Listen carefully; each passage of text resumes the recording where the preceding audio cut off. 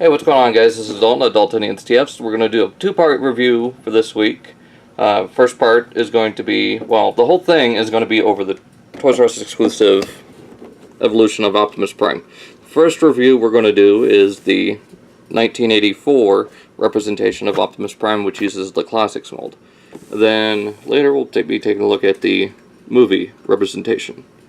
So I just thought I'd show off the packaging. Nothing major. I mean, you've got that G1 style grid lining there. So let's get that out of the way. And it's mainly going to be a comparison review because I've already reviewed this mold twice. So here is the 10K version that I have. Here is the, exclusive version.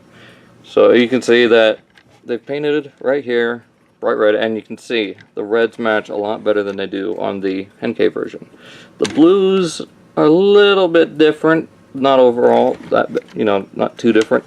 You can see one difference right off the bat, and that's that the translucent plastic is now just straight up clear plastic. He does still have the chrome, albeit I think it's a little bit shinier on the newer one. So that's pretty cool. You got some yellow headlights there. You got silver back here on the back end of the truck where his toes. Unlike the Henke version, he does not have the silver paint apps on the back of the, exhaust pipes. You can see he does have a solid silver stripe, much like the original G1 Prime did. Just straight up red wind vane, which, that's alright. Got some black back here, just like the Henke version. But, like I said, since I've already gone over this figure before, I'm going to take him into robot mode and, show you the differences there. So, we'll be right back. One thing I forgot to mention is, right before we go into the robot modes, one thing I wanted to show is that you can actually store him just fine with the G3 trailer, so I can get disconnected. And the paint still matches very well, so now you have a full-on G1 looking Classics Prime, whereas this, I have the weird stylized stripes. I do like it a lot better like this. It does just remind me a whole lot of the full-on G1 toy, just with the difference with the red and the stripe. So, just thought I'd go over that and show you guys. So, without further ado, let's get on to the robot mode. I will be Alright, and back. Here we have the 1984 Prime in his robot mode. And for comparison, just show side by side and all the differences. Here's the Henke Prime. As you can see, the reds are similar. This one is a little bit darker, but I do definitely love this shade of red a lot more. You can see a lot more chrome is showing through here, to homage the G1 toy, along with this here to resemble the stickers. A few other things, you've got the plain translucent plastic windshield chest, and then another thing here is instead of the whole face being printed in pretty much silver paint, you can see, not cast, but painted silver. They left a big portion of the mouth plate just kind of blue up top. Then they painted the translucent light piping yellow to homage the toy, whereas here just translucent blue. And you've got a little Autobot symbol there. What would have made it better, especially, I'll get into it on my overall thoughts at the end of the part 2 of this whole thing.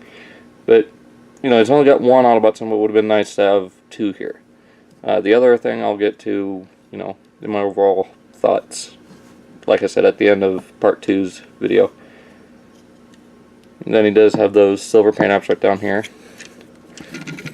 And for the gun, like I said, no silver paint, but it does kind of homage just the black gun that he had in the G1 toy.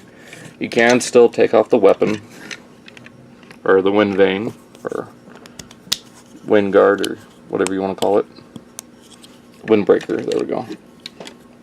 And you can still use it as the gun, and this is a little bit loose. It's mold degradation. This mold has been, I think this mold has been used, I believe, 11 or 12 times, maybe more.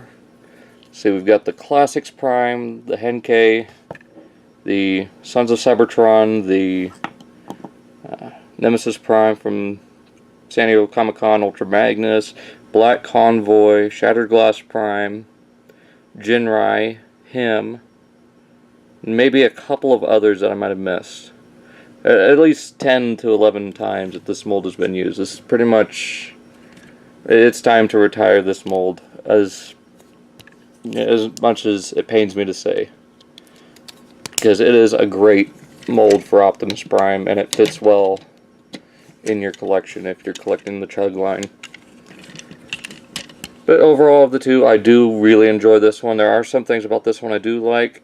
This one does have some problems, but I'll go over the, my overall thoughts of the two. But, well, of this and part 2.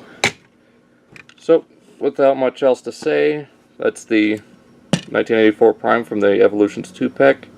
And I'll see you guys in part 2 here in a couple days. So, see you then.